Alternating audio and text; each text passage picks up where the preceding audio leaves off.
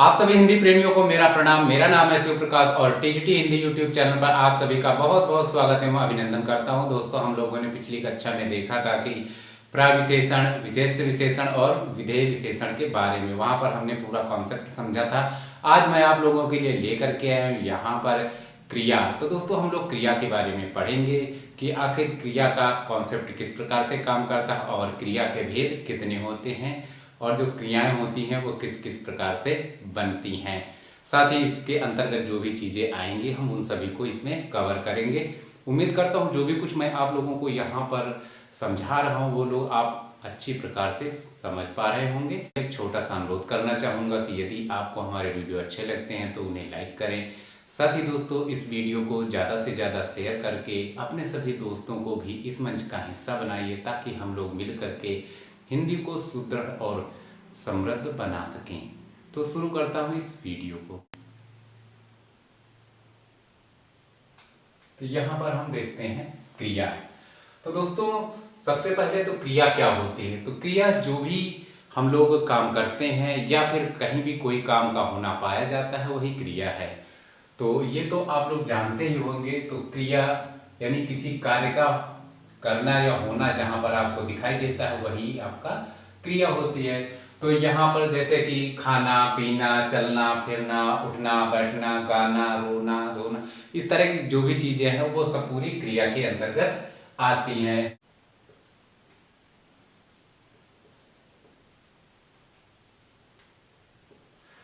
तो परिभाषा में हम लिखेंगे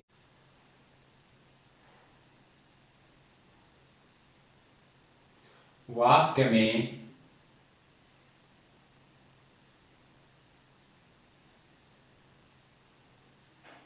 जिसके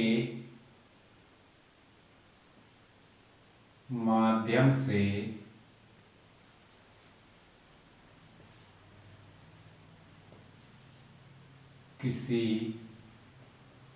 किसी कार्य के होने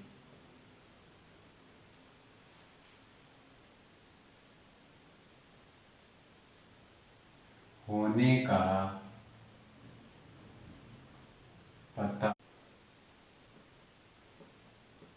पता चलता है उसे क्रिया कहते हैं। तो आपने देखा यहाँ पर वाक्य में जिसके माध्यम से किसी कार्य के होने का पता चलता है उसे क्रिया कहते हैं। अब दोस्तों, यहाँ पर हम एक उदाहरण देख लेते हैं। जैसे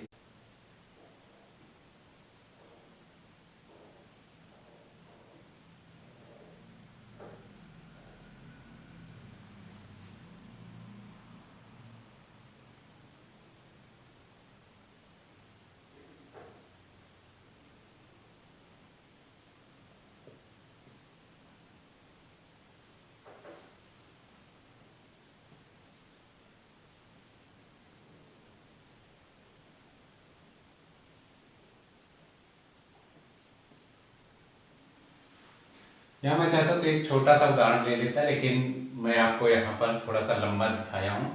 तो जैसे आपने देखा कि श्याम बंसी बजाता है। तो यहाँ पर आप देख रहे हैं बजाता शब्द यहाँ पर क्रिया का बोध करा रहा है। तो यहाँ बजाने की क्रिया हो रही है और यहाँ पर आप देख पा रहे हैं रीना गाती है। तो यहाँ गाने की क्रिया हो रही है। तो श्याम बंसी बजाता है और रीना गाती है। तो इसी प्रकार से हम यहाँ पर एक चीज और देख लेते हैं कि ये जो क्रिया बनती है वह आखिर कैसे बनती है। तो क्रिया बनने की जो स्थितियां होती हैं, तो मूल रूप से अगर हम देखें तो यह धातु के माध्यम से बनती है। अब धातु का मतलब वह होता है कि जहां पर कोई मूल जो शब्द होता है उसके माध्यम से यह क्रिया बनती है। सबसे पहले हम लोग यहाँ पर धातु के बारे में पढ़ लेते हैं। धातु, तो धातु यह जो होते हैं यह वे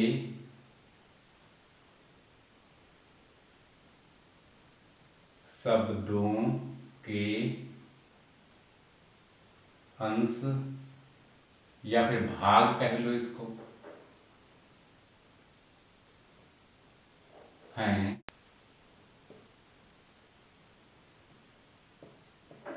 जितना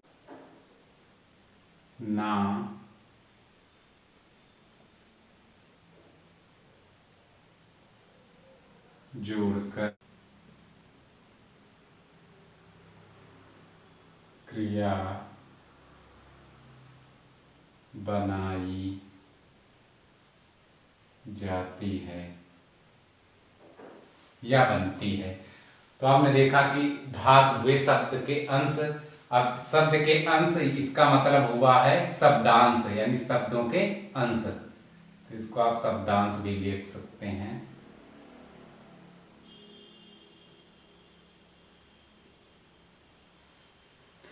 यह भाग हैं जिनमें ना जोड़कर क्रिया बनाई जाती है।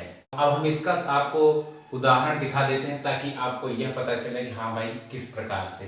तो जैसे कि आप देखते हैं गाना, घूमना, फिरना, चलना, इस तरह से जो आपकी क्रियाएं बनती हैं वह किस तरह से बनती हैं। तो जैसे हम गा गा में जैसे ही आप ना जोड़ते हैं तो आपका बन जाता है गाना। खा में हम जोड़ेंगे ना, अब ये बन जाएगा खाना।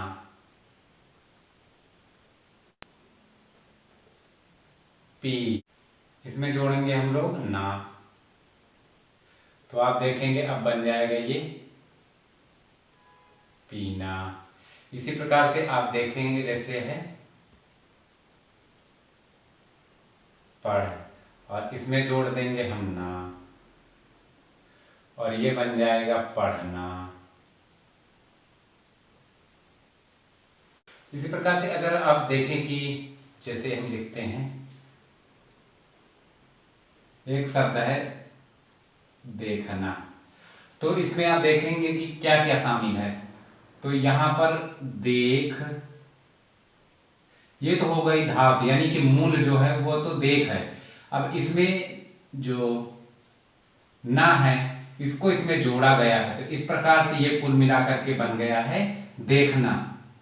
तो एक तो जो क्रिया बनती है वो मूल धातु से बनती है, दूसरा अगर हम देखें तो संज्ञा से बनती है, और जो तीसरा है वह विशेषता या फिर विशेषण से बनती है। अब यहाँ पर हम देखते हैं कि संज्ञा से क्रिया कैसे बनती है।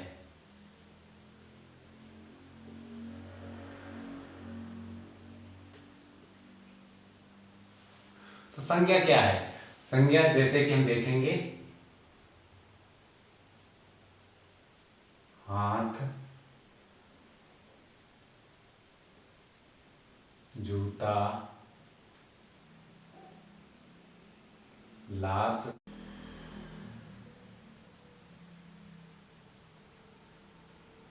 आंख। तो इससे जब हम, यानी हाथ जो हमारी संज्ञा है, इससे जब हम क्रिया में परिवर्तित करेंगे तो आप देखेंगे हो जाएगा यह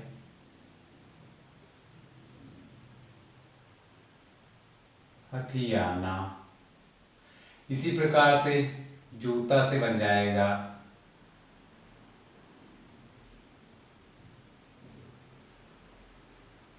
जुतियाना। इसी प्रकार लात से बन जाएगा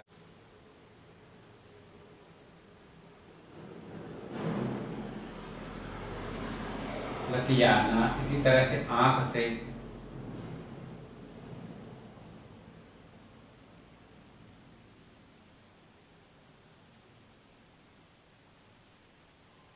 अखरना। अब मैं देखता हूं विशेषता से या विशेषण से।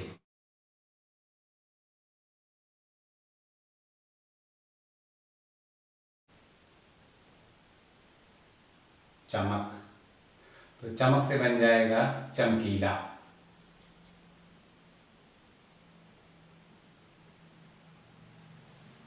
इसी प्रकार से हम देखेंगे रंग।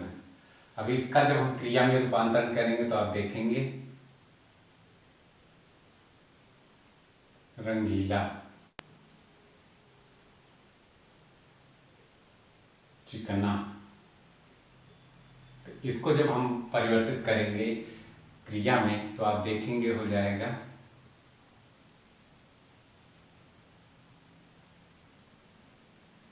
इसी प्रकार से अन्य भी आप उदाहरण देख सकते हैं। यहाँ हम साथ में देख लेते हैं कि जो धातु है वह कितने प्रकार की होती है, ताकि आपको कोई कंफ्यूजन ना रहे कि आखिर जो धातु है वह इसके टाइप कितने होते हैं। तो आप देख लेंगे धातु के तो धातु दोस्तों होती है दो प्रकार की। तो हम पहला देखेंगे यहाँ पर, पहला तो हो जाएगा मूल धातु।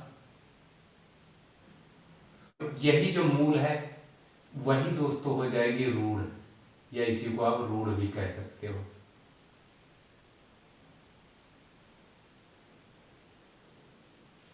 वहीं अगर दूसरा देखें तो वह होगी, ये चूंकि शुद्ध रूप से यानी कि मूल रूप से हो जाएगी, तो जो दूसरी आएगी वह मिल करके बनेगी, तो दूसरी हो जाएगी यौगिक, यानी जो जुड़ करके बने।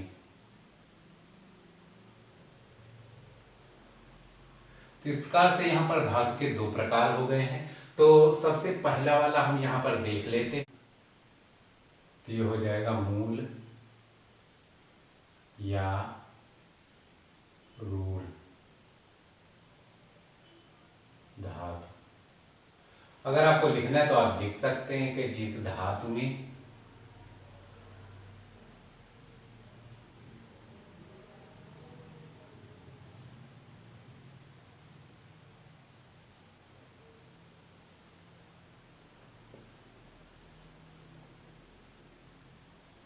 ना जोड़कर क्रिया बनती है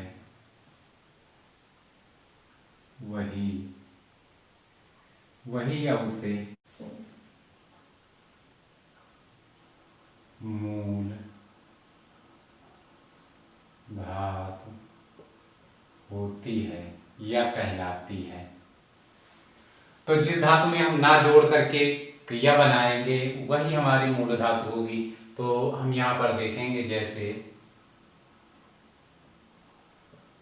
पढ़, तो पढ़ में अगर हम ना जोड़ दें तो आपका बन जाएगा पढ़ना। इसी तरह से हम खा में अगर हम ना जोड़ दें तो ये बन जाएगा आपका खाना। इसी तरह से यदि हम गा इसमें जोड़ दें ना तो ये बन जाएगा गाना। इसी तरह से अन्य भी आप देख पाएंगे। तो अब हम देख लेते हैं यौगिक, जो आपका यौगिक धातु है। तो यहाँ पर हम लिख देते हैं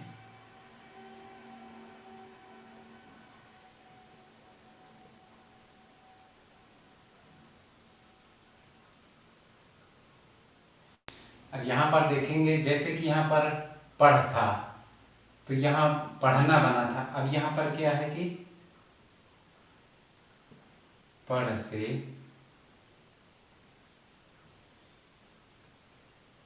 पढ़वाना। अगर आप देखना चाहेंगे किस प्रकार से बना तो कुछ इस प्रकार से बनती। तो पढ़ थी तो इसमें हमने जोड़ा वाना, इस तरह से ये बन गया आपका पढ़वाना। अब इसी तरह से आप लिख लेंगे,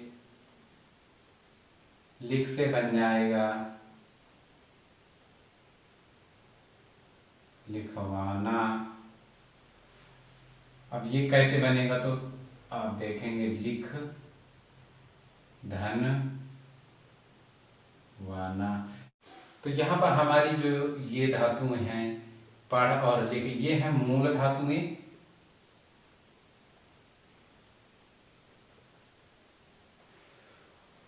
या फिर इन्हीं को आप इधर भी देख पा रहे हैं कि पढ़ पढ़ और लिख लिख, और ये आपके दोनों हैं मूल। और ये जो आपका वाना ये आपकी आखिर में आपका लगा है वह है दोस्तों यौगिक, यानी हमने इसमें जोड़ा है। इस प्रकार से दोस्तों जब मिलेगा तो आपका नया शब्द यहाँ पर जैसे पढ़वाना, लिखवाना, इस तरह से आपके जो दूसरे शब्द बनते हैं वो बनेंगे। उम्मीद करता हूँ कि आपको जो भी मैंने यहाँ संज्ञा की परिभाषा, संज्ञा का जो कॉन्सेप्ट है, संज्ञा किस प्रकार से कार्य करती है, ये सब चीज़ें आपको समझ में आ गई होंगी। साथ ही दोस्तों आप लोगों ने धातु के बारे में भी जानकारी प्राप्त कर ली होगी। यदि आपको कोई डाउट है तो आप लोग हमें कमेंट बॉक्स में कमेंट करके बता सकते हैं। मैं उस चीज़ के बारे में आपको या तो वीडियो लाऊंगा या तो फिर आपको कमेंट के माध्यम से ही बता दूंगा। साथ ही दोस्तों यदि आपको ये वीडियो अच्छा लगा हो तो हमारा उत्साह बढ़ाने के लिए वीडियो को लाइक कीजिए। साथ ही इस चैनल पर यदि पहली बार विजिट किए हैं तो चैनल को सब्सक्राइब कर लीजिए और इस वीडियो को शेयर करके अपने सभी दोस्तों को भी इस मंच का हिस्सा बनाइए, ताकि हम सभी लोग मिल करके हिंदी को सशक्त और सुदृढ़ बना सकें। तो मिलता हूँ अगले टॉपिक के साथ में, जो कि होगा हमारा सकर्मक क्रिया के बारे में। तो मिलता हूँ सकर्मक क्रिया के टॉपिक के साथ में अगले वीडियो में। तब तक के लिए जय हिंद, जय Bharat. TGT Hindi YouTube channel को देखने के लिए आप सभी का बहुत बहुत धन्यवाद।